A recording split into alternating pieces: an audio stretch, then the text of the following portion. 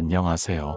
하나님의 사랑을 전하는 사랑해요 하나님입니다. 지금이라도 그때로 돌아갈 수만 있다면, 내가 그 선택을 하지 않았다면, 그 말을 하지 않았다면, 그 사람을 그렇게 대하지 않았다면, 지금의 내 인생은 조금은 달라지지 않았을까 하고 말이에요. 후회라는 감정은 참 이상합니다. 과거의 나를 벌주듯 계속 떠오르며 현재의 나를 올가매고 미래를 향한 걸음조차 망설이게 만들죠. 그런데 말입니다. 하나님께서는 그런 우리의 후회조차도 회복의 도구로 삼으신다는 사실 알고 계셨나요? 어쩌면 지금 이 영상을 클릭하신 이유도 누구에게도 말 못한 마음속 깊은 죄책감과 후회가 여전히 지워지지 않기 때문일지 몰라요. 그 후회를 안고 사는 삶, 어디까지가 회개이고 어디까지가 자기 비난인지 혼란스러우셨을 수도 있어요. 그런데 성경은 이렇게 말씀하십니다. 고린도후서 7장 10절에서는 이렇게 말씀하시죠. 하나님의 뜻대로 하는 근심은 후회할 것이 없는 구원에 이르게 하는 회개를 이루는 것이요.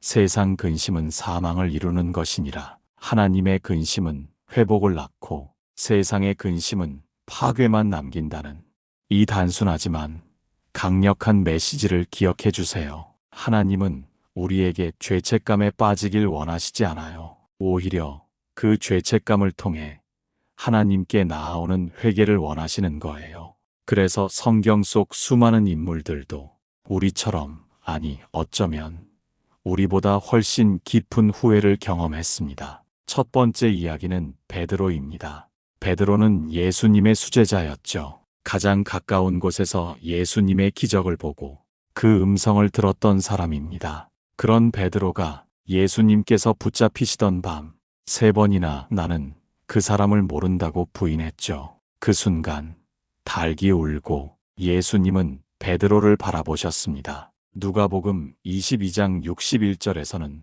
이렇게 말씀하십니다. 주께서 돌이켜 베드로를 보시니 베드로가 주의 말씀 곧 오늘 닭 울기 전에 내가 3번 나를 부인하리라 하신 말씀이 생각나서 그 눈빛은 정죄가 아니었어요. 사랑이었습니다. 베드로는 그 눈빛을 보고 밖에 나가 심히 통곡하며 울었습니다. 그 후 그는 다시 돌아와 사도행전의 첫 설교자가 되었고 예수님의 복음을 생명 걸고 전했습니다. 이것이 바로 하나님의 용서이고 후회를 넘어 회복으로 이끄시는 사랑입니다. 하나님은 우리가 무너지는 것을 지켜보시지 않아요. 우리가 부서질 만큼 부끄러워할 때조차 그 부끄러움 안에 하나님의 손길이 있어요. 두 번째는 욥의 이야기입니다. 욥은 모든 것을 잃은 사람입니다. 재산도, 자녀도, 건강도, 심지어 아내에게도 비난받았죠. 욥기 2장 9절에서는 이렇게 나옵니다.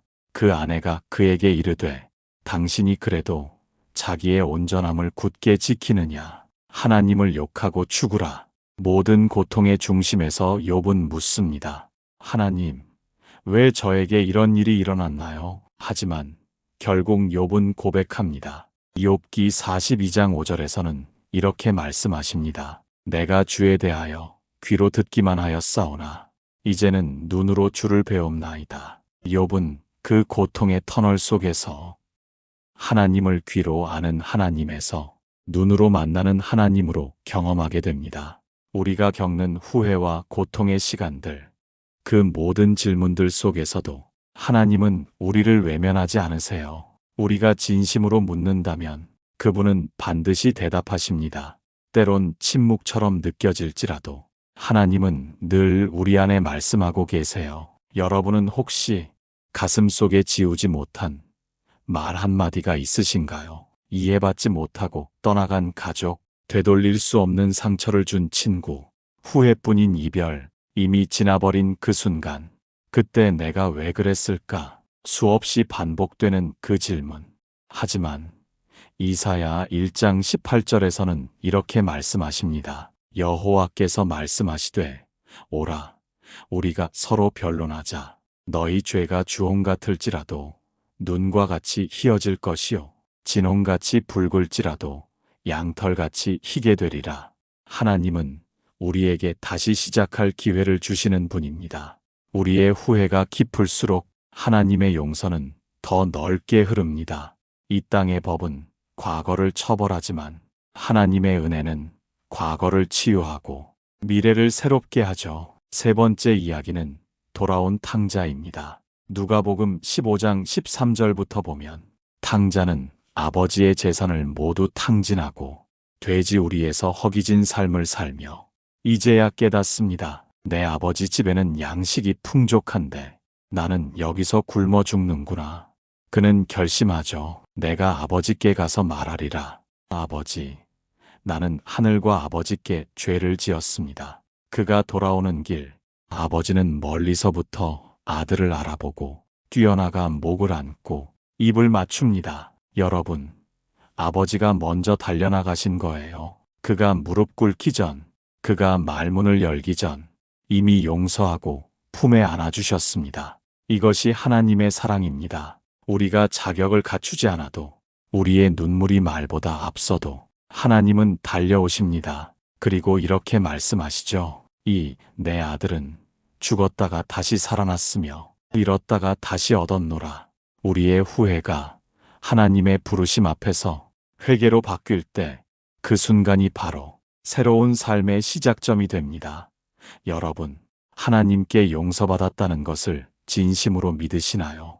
용서받는 그 순간이 지나고 나면 많은 이들이 이런 고민에 빠집니다. 나는 분명 하나님께 용서를 구했어요. 하나님은 나를 용서하신다고 말씀하셨죠. 그런데 왜 여전히 제 마음은 편하지 않을까요? 그 이유는 용서는 받았지만 용서받은 자답게 사는 삶은 아직 시작되지 않았기 때문이에요. 성경은 단지 죄를 씻는 말씀으로 끝나지 않습니다. 죄에서 회복된 이후 어떻게 살아가야 하는지에 대해서도 명확하게 말씀하고 계십니다. 에베소서 4장 22절부터 24절에서는 이렇게 말씀하십니다. 너희는 유혹의 욕심을 따라 썩어져가는 구습을 따르는 옛사람을 벗어버리고 오직 너희의 심령이 새롭게 되어 하나님을 따라 의와 진리의 거룩함으로 지으심을 받은 새 사람을 입으라. 용서란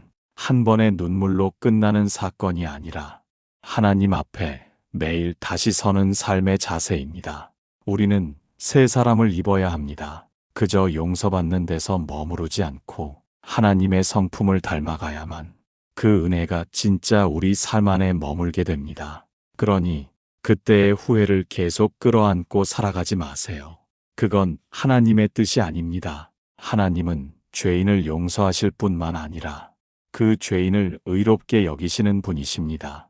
로마서 8장 1절에서는 이렇게 말씀하십니다. 그러므로 이제 그리스도 예수 안에 있는 자에게는 결코 정죄함이 없나니 예수님 안에 거하는 우리 더는 정죄함 아래에 있지 않다는 선언이죠. 이 말씀을 하루에도 몇 번이고 마음속에서 되뇌어야 해요. 우리는 정죄가 아닌 은혜 안에 살아가는 자들이니까요. 그런데도 때때로 마음이 무너지고 다시 그때의 상처가 꿈처럼 떠오를 때가 있죠. 그럴 땐 우리가 아직 약한 자임을 인정하고 하나님께 더 깊이 붙들리기를 소망해야 해요. 사도 바울도 그렇게 고백했죠.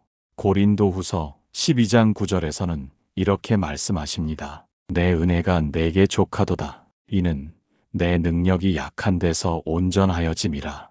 하나님은 우리가 강할 때보다 오히려 무너질 때 더 가까이 다가오십니다. 우리가 후회로 몸부림칠 때도 그 속에서 은혜의 근원을 발견하도록 이끄시는 분이세요. 이쯤에서 한 어르신의 실제 이야기를 나누고 싶어요.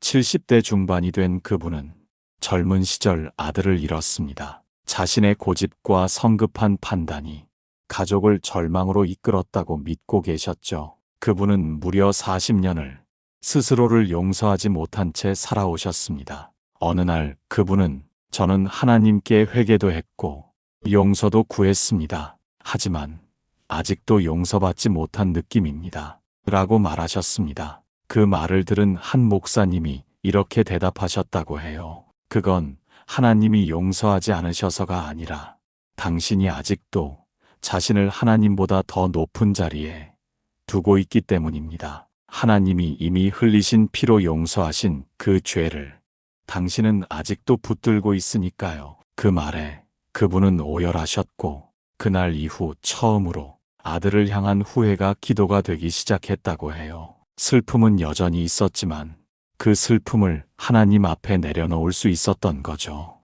이것이 바로 회복된 믿음의 시작입니다. 우리는 후회하는 자에서 회개하는 자, 그리고 회복되어 쓰임받는 자로 자라가야 합니다. 그래서 성경은 회개하라는 말로 시작되지만 결국은 기뻐하라, 감사하라, 두려워하지 말라는 말씀으로 가득하죠. 후회가 지나간 자리에는 반드시 감사가 피어나야만 진짜 회복입니다. 시편 30편 11절에서는 이렇게 말씀하십니다. 주께서 나의 슬픔이 변하여 내게 춤이 되게 하시며 나의 굵은 배를 벗기고 기쁨으로 띠띠우셨나이다. 여러분의 삶에 지워지지 않는 슬픔이 있다면 그 자리에 하나님은 춤을 허락하시는 분이십니다. 눈물이 멈추지 않는 밤에도 그 눈물조차 주님은 기도로 받으시는 분이십니다. 그러니 더는 도망가지 마세요. 하나님은 지금 이 순간도 당신을 기다리고 계세요. 우리는 늘 후회 없는 인생을 살고 싶다고 말하죠. 하지만 성경은 그보다 더 큰 것을 가르칩니다.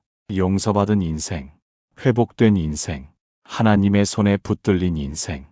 이것이 성경이 말하는 진짜 복된 인생이에요. 잠시 숨을 고르며 마음을 들여다보는 짧은 시간이에요. 눈을 감고 이 말씀을 가만히 되새겨 보세요. 요한일서 1장 9절에서는 이렇게 말씀하십니다. 만일 우리가 우리 죄를 자백하면 그는 미쁘시고 의로우사 우리 죄를 사하시며 우리를 모든 불의에서 깨끗하게 하실 것이요. 이 약속은 어제도 오늘도 내일도 유효한 하나님의 언약입니다. 그리고 그분은 거짓이 없으신 분이십니다. 사람들은 종종 말합니다. 이제 와서 뭘 할 수 있겠어?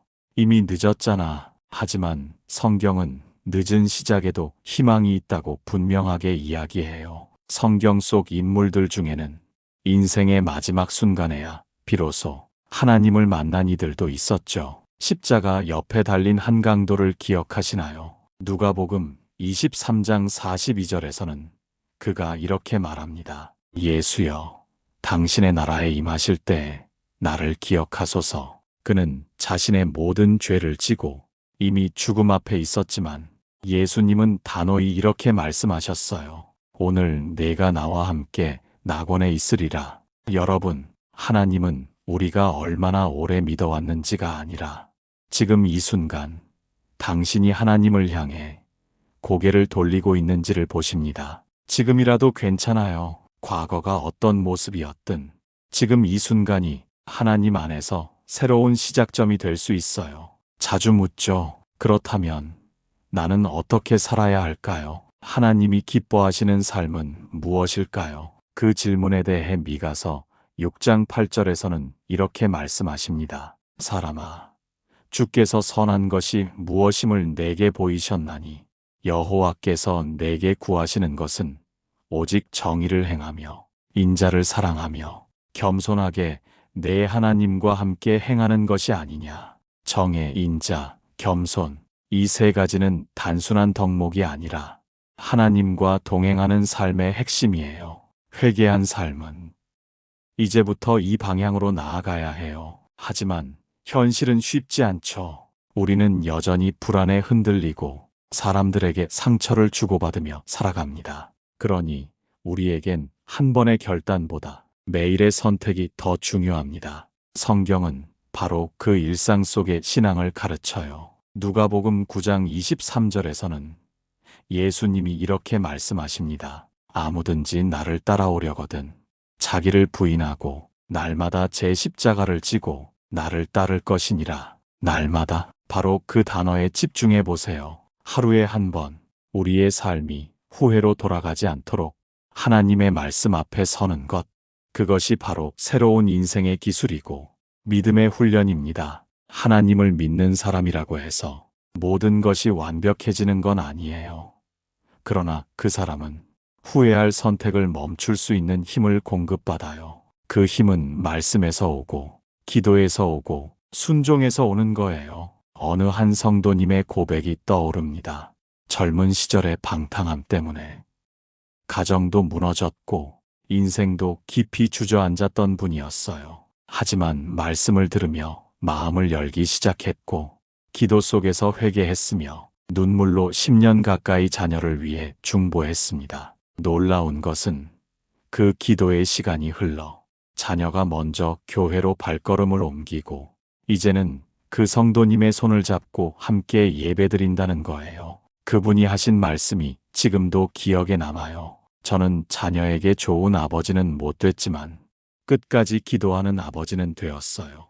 여러분, 하나님은 우리의 후회 속에서도 남겨진 것을 통해 다시 회복의 이야기를 쓰시는 분이세요. 그러니 아직 숨 쉬고 있는 이 순간이 기회라는 것을 믿으세요. 사도 바울은 이런 말을 했죠. 빌립보서 3장 13절에서 이렇게 고백합니다. 나는 아직 내가 잡은 줄로 여기지 아니하고 오직 한 일, 즉 뒤에 있는 것은 잊어버리고 앞에 있는 것을 잡으려고 달려가노라. 그렇습니다. 신앙은 기억을 지우는 것이 아니라 기억을 초월해가는 여정입니다. 아픈 기억, 후회의 상처가 지워지지 않아도 괜찮아요. 그 위를 딛고 다시 하나님께 나아갈 수 있다면 그것이 은혜입니다. 이제 여러분께 묻고 싶어요. 지금 이 순간 여러분은 어떤 후회를 안고 계신가요? 그리고 그 후회를 가지고 어디를 향해 가고 계신가요? 하나님은 분명히 말씀하십니다. 내가 너를 잊지 아니하였노라. 이사야 49장 15절 말씀처럼 여인이 어찌 그 전 먹는 자식을 잊겠으며 자기 태에서 난 아들을 긍휼히 여기지 않겠느냐. 그들은 혹시 잊을지라도 나는 너를 잊지 아니할 것이라. 많은 이들이 말합니다. 하나님의 용서도 감사하지만 내가 그분을 실망시키지 않고 살아가는 것이 더 어려운 것 같아요. 맞아요. 실제로 용서를 받는 것은 은혜의 사건이지만 그 이후의 삶을 믿음으로 살아간다는 것, 그건 결코 가볍게 볼 수 없는 믿음의 훈련이죠. 그런데 우리가 자주 착각하는 게 있어요. 바로 좋은 신앙인이 되려면 늘 거룩하고 흠이 없어야 한다는 부담감이에요. 하지만 성경은 그렇게 말하지 않아요. 하나님은 우리가 완벽해지길 원하시는 게 아니라 성실하게 하나님 앞에 나아오기를 원하십니다. 그날 흔들리더라도 다시 무릎 꿇는 삶, 다시 말씀으로 돌아가는 그 마음을 가장 귀하게 여기세요. 잠언 24장 16절에서는 이렇게 말씀하십니다. 의인은 7번 넘어질지라도 다시 일어나려니와 악인은 재앙으로 인하여 엎드러지느니라. 의인도 넘어집니다. 하지만 차이는 그들은 다시 일어난다는 데 있어요. 그리고 그 다시 일어나는 힘의 원천은 자기 의지가 아니라 하나님과의 동행에서 나오는 거예요. 우리는 하나님을 믿는다면서도 종종 스스로를 붙들려 애쓰는 사람이 되곤 해요. 하나님을 믿는다고 말하면서 기도해놓고도 다시 염려하고 다시 불안해하고 다시 두려움에 휩싸이죠. 그럴 때마다 성경은 한 문장을 들려줍니다. 빌립보서 4장 6절부터 7절 말씀입니다.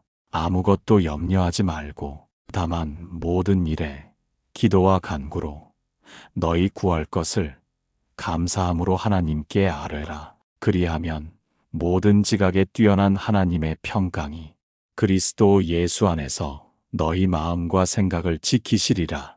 여기서 가장 놀라운 부분은 문제가 해결된다가 아니라 너희의 마음과 생각을 지키신다는 말이에요. 문제가 사라지는 게 아니라 마음이 바뀌는 것, 그게 바로 믿음의 놀라운 역사예요. 많은 사람들이 문제가 없어져야 평안하다고 생각해요. 하지만 성경은 문제 한복판에서도 평안을 누릴 수 있는 길을 보여주죠. 그건 외적인 조건이 아니라 내면에 임하는 성령의 열매예요. 갈라디아서 5장 22절부터 23절에서는 이렇게 말씀하십니다. 오직 성령의 열매는 사랑과 희락과 화평과 오래 참음과 자비와 양선과 충성과 온유와 절제니 이 같은 것을 금지할 법이 없느니라.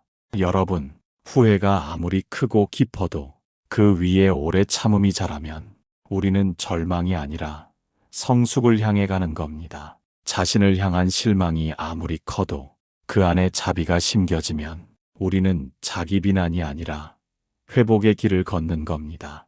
신앙은 고백도 중요하지만 그 고백이 삶에 스며드는 습관으로 이어질 때 비로소 진짜 열매를 맺습니다. 그래서 누군가는 신앙을 이렇게 표현하더군요. 믿음은 말이 아니라 매일 들고 나오는 작은 걸음이다. 정답이 아닌 걸음, 거창한 헌신이 아니라 매일 아침 다시 성경을 펴는 손, 눈 뜨면 조용히 주님, 오늘도 함께 해주세요 라고 속삭이는 마음.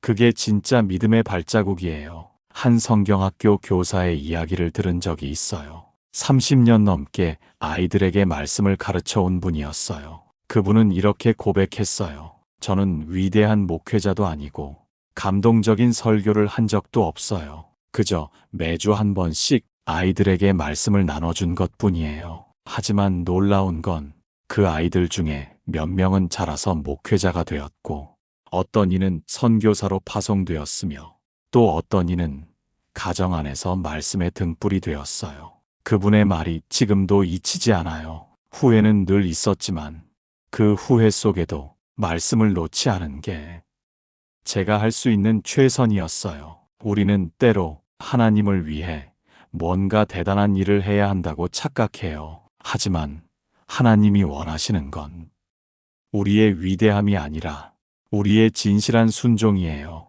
요한복음 15장 5절에서는 예수님께서 이렇게 말씀하십니다. 나는 포도나무요. 너희는 가지라. 그가 내 안에, 내가 그 안에 거하면 사람이 열매를 많이 맺나니 나를 떠나서는 너희가 아무것도 할 수 없음이라. 우리가 해야 할 건 예수님 안에 거하는 것이에요. 그 외의 모든 결과는 하나님께서 책임지시는 겁니다. 지금도 후회로 가득한 하루를 보내셨나요? 혹은 과거의 잘못이 자꾸 떠올라 무기력하고 두려운 마음이 드시나요? 그렇다면 그 마음을 있는 그대로 하나님 앞에 내려놓아 보세요. 그분은 고개 숙인 자를 들어 올리시는 분이십니다.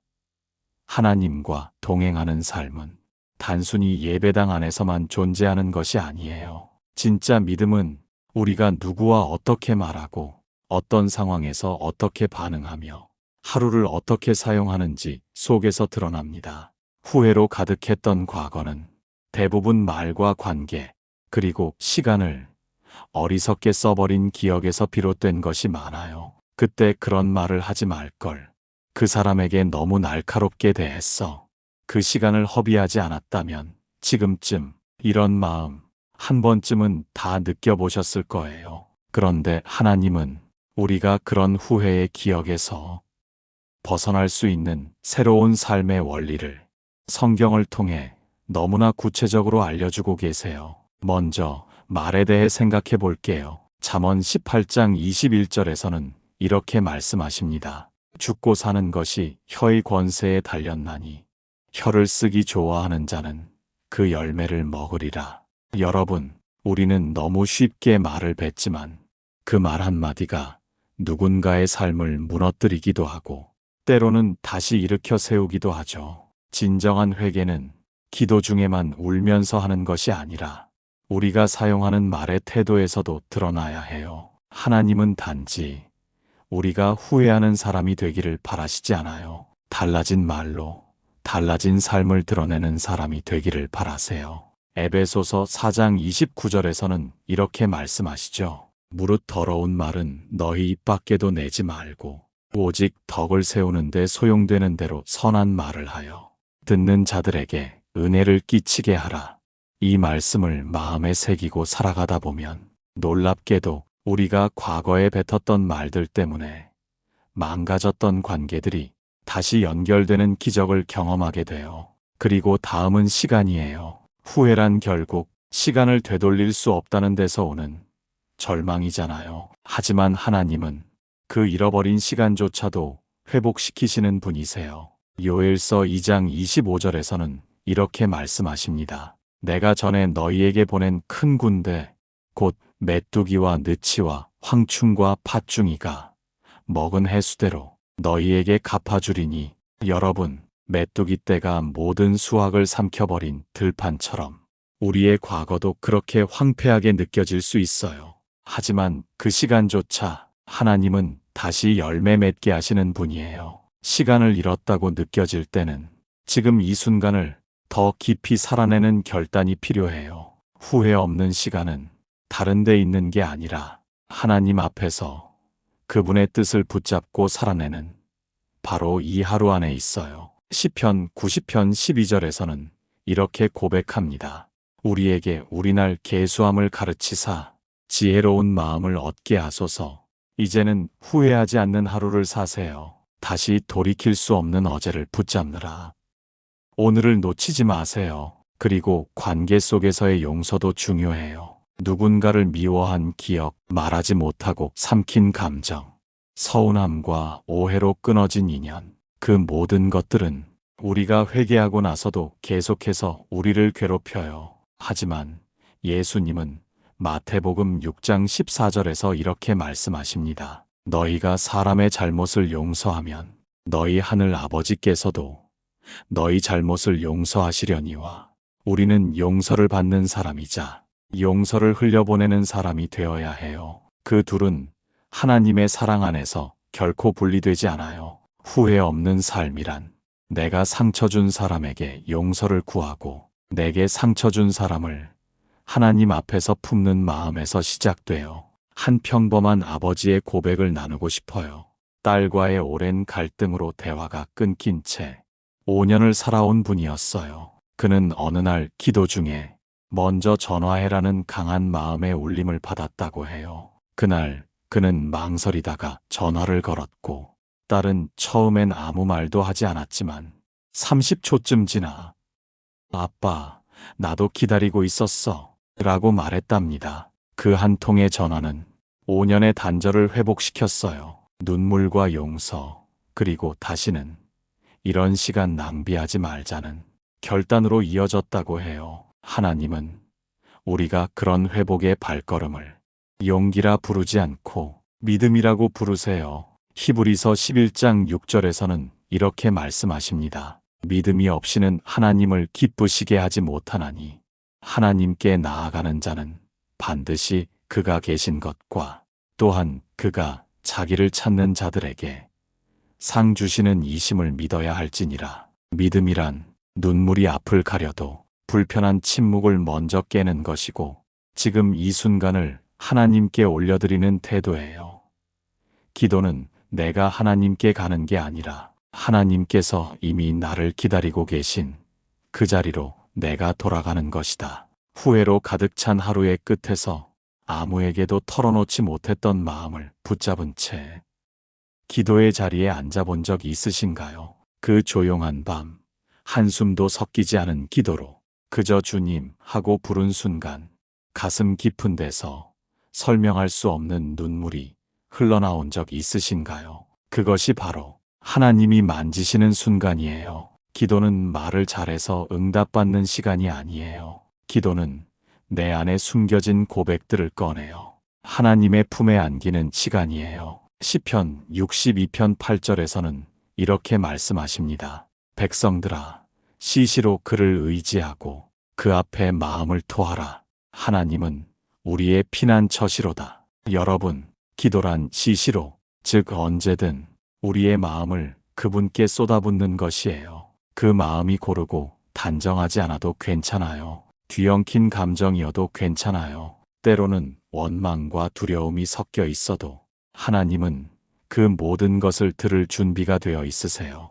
기도는 우리를 변화시키는 하나님의 도구예요. 환경이 그대로여도 기도를 드리고 나면 마음이 달라지죠. 그건 우리가 누군가에게 들었다는 경험 때문이에요. 그리고 그 누군가는 세상에서 가장 인내심 깊은 분, 우리의 한숨조차 언어로 아시는 분, 바로 하나님이시죠. 로마서 8장 26절에서는 이렇게 말씀하십니다. 이와 같이 성령도 우리의 연약함을 도우시나니 우리는 마땅히 기도할 바를 알지 못하나 오직 성령이 말할 수 없는 탄식으로 우리를 위하여 친히 간구하시느니라. 어쩌면 우리가 하나님께 가장 깊이 붙들리는 순간은 기도문이 완벽할 때가 아니라 그저 주님, 저 너무 힘들어요 하고 속삭이며 눈 감은 그 순간일지도 몰라요. 그러니 이제는 후회를 기도로 바꾸세요. 그 후회가 길어질수록 기도의 문장은 짧아질지도 모르지만 하나님은 그 짧은 문장을 통해 우리를 깊이 만나세요. 묵상은 기도의 연장입니다. 묵상은 말씀을 눈으로 읽는 것이 아니라 그 말씀을 가슴에 천천히 받아들이는 행위예요. 그 속에는 아무런 장식도 필요 없어요. 그저 조용히 하나님, 이 말씀이 제 안에 살아 움직이게 해주세요 라고 고백하며 앉아 있는 거예요. 시편 1편 2절에서는 이렇게 말씀하십니다. 오직 여호와의 율법을 즐거워하여 그의 율법을 주야로 묵상하는도다. 묵상은 주야로, 즉 아침의 분주함 속에서도 밤의 고요함 속에서도 하나님의 말씀을 잠시 멈춰서서 다시 바라보는 시간이에요. 여러분, 요즘은 너무 많은 것들이 빠르게 변하죠. 그래서일까요? 우리의 믿음도 너무 빨리 흔들리고 말씀도 쉽게 흘러가 버려요. 그럴 때일수록 묵상의 시간을 통해 말씀을 오래 품는 힘이 필요해요. 후회는 시간을 잡아두려는 마음이지만 묵상은 시간을 내려놓는 연습이에요. 내가 바꾸려는 마음을 내려놓고 하나님이 다루시도록 맡기는 거죠. 요한복음 15장 7절에서는 이렇게 말씀하십니다. 너희가 내 안에 거하고 내 말이 너희 안에 거하면 무엇이든지 원하는 대로 구하라. 그리하면 이루리라. 기도와 묵상은 하나님과의 관계를 깊게 만드는 영혼의 호흡이에요. 그 호흡이 끊어지지 않을 때 우리의 삶에는 어느샌가 평안이 자리 잡기 시작해요. 어떤 일이 일어나지 않아도 기도한 다음엔 이상하게 마음이 무겁지 않죠. 묵상을 하고 나면 세상이 그대로인데 내 안이 잔잔해져 있어요. 그게 바로 하나님의 임재가 남긴 흔적이에요. 기도와 묵상으로 마음이 고요해졌다면 이제는 다시 삶의 자리로 돌아갈 시간이에요. 우리의 신앙은 하나님의 품에서 쉼을 누리는 데서 끝나지 않고 세상 한복판에서 주님의 빛을 전하는 책임으로 이어지거든요. 회개한 사람은 달라집니다. 그 다름은 외적인 변화보다 내면의 결단에서 시작돼요. 다시는 이전처럼 살지 않겠습니다. 이 고백은 감정이 아니라 의지의 선택이고 믿음의 선언이에요. 예수님께 용서받은 여인이 있었죠. 요한복음 8장, 간음 중에 잡혀온 여인.